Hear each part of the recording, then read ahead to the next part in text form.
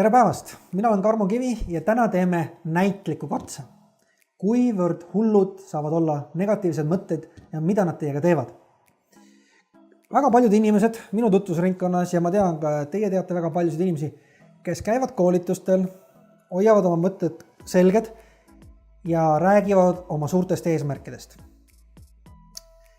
Ja ühel hetkel nad unustavad selle. Miks see nii on? Et nad lähevad tagasi mugavustsooni ja ei liigu oma eesmärgi poole. Tegelikult on selle väga lihtne selgitus. Oletame, et sa kohtud ühe tumedate mõtetega inimesega, kes on väga negatiivne.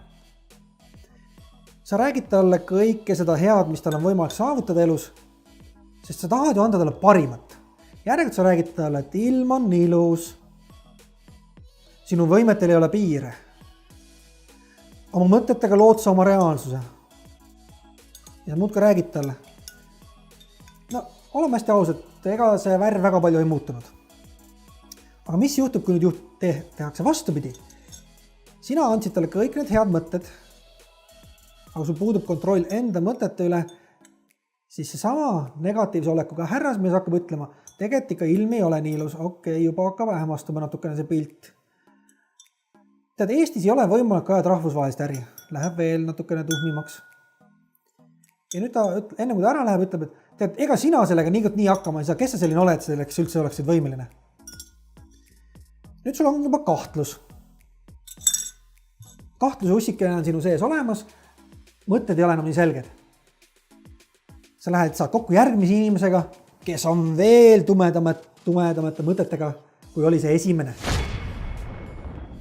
Tal on tõsised tumedad, nagu sa näed, see on ikka väga tumedad mõtted.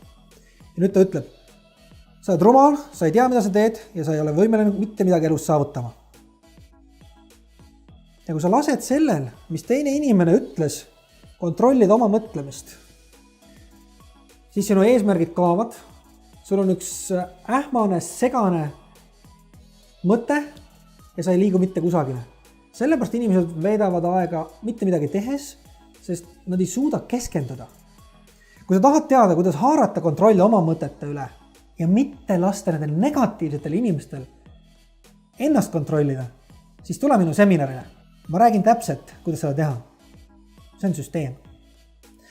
Mina tänan teid ja ma loodan, et see jääb teile eluks ajaks meelde, et tuleb ennast ümbritseda õigete inimestega ja mitte lasta neil kontrollida sinu mõtteid.